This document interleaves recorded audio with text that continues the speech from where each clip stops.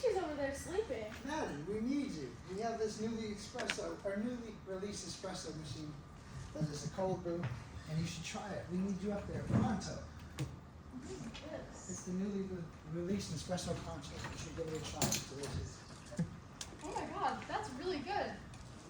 Thank God you were there. Now I have the energy to do this presentation. Okay, so our group is Nespresso, and this is our new product, the Nespresso Pronto pre-bottled cold brew. We'll give some more information on that product later. Here's a bigger picture of the brew. Okay, this is a picture of our cold brew, and more information on that later. But first, this is our table of contents and everything that we're going to talk about today. I'm going to give you a brief overview of our company, and we'll revisit some of our values. And then Sydney will give some details on the new product. Chris will go over market trends. Mason will talk about implementation. Kale will go over the marketing mix. And then lastly, Sydney will review our SWOT analysis. So, a quick revisit of our company. Who are we? So, we create machines that turn coffee capsules into specialty brews and beverages from the comfort of your home or the convenience of your business or office. So, quickly, a recap of our mission statement. At Nespresso, we believe in cultivating coffee as an art to grow the best of each of us. So that's innovation, facilitating the development of coffee in conjunction with the progression of culture. So at Nespresso, we believe that coffee is more than just a drink, that it's a social and cultural staple, and that it should reflect and direct the world around us that is ever changing. So we're trying to be always cultivating. What that looks like practically is anticipating customers' changing needs and lifestyles and adapting or adding to our current products to meet those demands. How the Nespresso Pronto does this, consumers' lifestyles are becoming more and more time fragmented. People are more busy, they're looking for more convenience, things that they can just grab and go. Also, with the increasing cost of living all over the world, people might not be able to afford our high-end machines to make their coffee at home every day.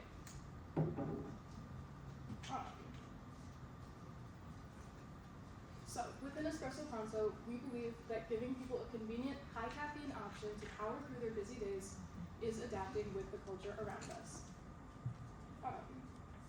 Furthermore, a big part of the culture these days is wanting a little treat. Everybody wants a little treat. And with the accessibility of the Nespresso Pronto and vending machines and all around, you can get a little treat wherever you are. Our vision statement is to see coffee as a force for good, so emphasizing the importance of coffee as a vehicle for strengthening communities and the environment. How the Nespresso Pronto makes the world a better place is because, one, it offers less waste than ordering to-go coffee. In our last presentation, we talked about our reviving origins and our sustainability efforts as a company.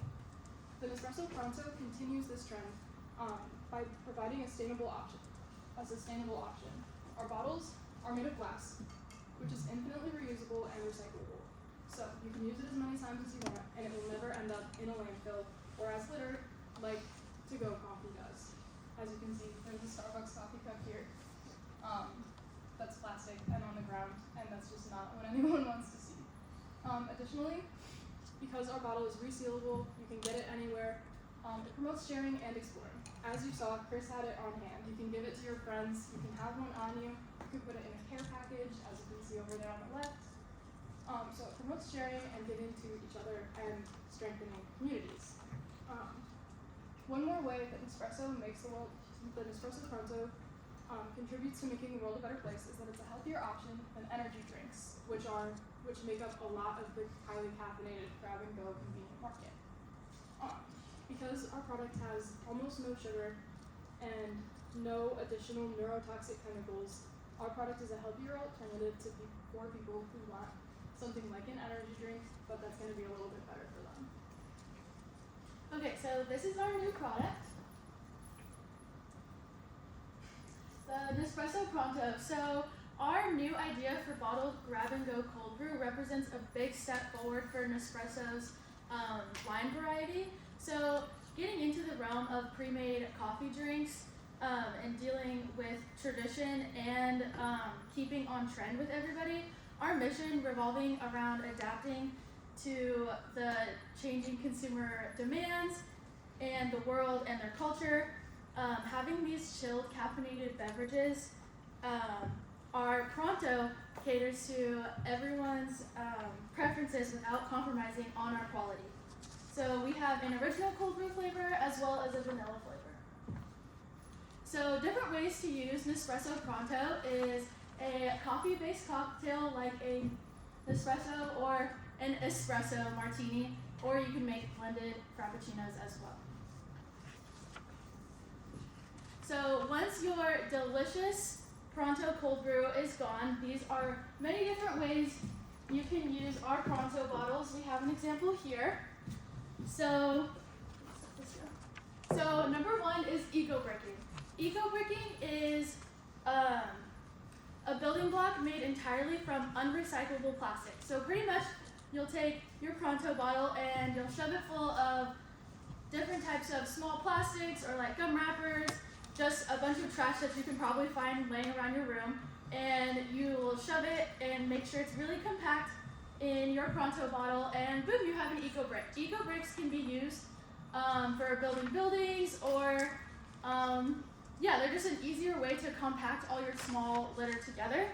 And our next option is DIYs, as I have shown here, is a light fixture. So pretty much you can just shove like fairy lights in your bottle, and it adds like a cute touch of light to your dorm or your apartment. And then our last example here, as we have shown in person, is a vase. I see it's very common with mason jars or other little containers like this, but as the picture is shown, you can decorate it or just leave it plain, and I think it looks really cute and just adds some greenery into your room. So what we are working on is convenience, quality, and sustainability. Our cold brew line is now available at your local grocery store like Meijer, Target, Walmart, etc., and on campus vending machines. So for our quality, we are still using the highest quality coffee beans for the production of our cold brew. And going along with our sustainability aspect, we are using our glass bottles, as Maddie said, can be infinitely reduced, reused, and recycled. So in creating this new product, our company wanted to look into the markets that we're going to experience the most growth over the next 8 years and give us more exposure to the U.S. market, where our company's substantially lacking the brand awareness amongst today's younger consumers. So looking at ready-to-drink coffees, these are simply just sealed, prepackaged coffees that are bottled or canned and that you're ready for your convenience. This market was valued at $12.6 billion in 2022. Is expected to grow at an annual growth rate of roughly 8.4%, which is $26 billion by 2031. Looking at the cold brew coffee market, this market size is valued at roughly $490 million and is expected to grow to reach $3.1 billion in just 7 years, growing at a compounding annual growth rate of 22.7%. Looking at our main competitors, with the release of Starbucks cold brew coffee products in the United States, this has significantly increased the awareness amongst consumers today, driving the growth of this market and the demand for the drink. This first mover advantage from Starbucks has given them an advantage to offer many different products, including a nitro cold brew, which is simply just a cold brew with nitrogen infused in it, giving it micro bubbles, giving it a frothy, smooth texture. And Starbucks also owns roughly 41% of the current market share. So Stok and High Brew have been able to take advantage of this shift away from sugary, carbonated drinks and open up a market for themselves, introducing brands and lines of their own cold brew coffees. Stok offers many different flavors, and these are offered in 48-ounce bottles in your local grocery stores, and they have carved out a 21% market share in just 6 short years. And although High Brew has recently started within the last 10 years, they've been able to make a name for themselves outside of Austin, Texas, where they originate, and they offer 8-ounce cans of their signature cold brew in a variety of different flavors.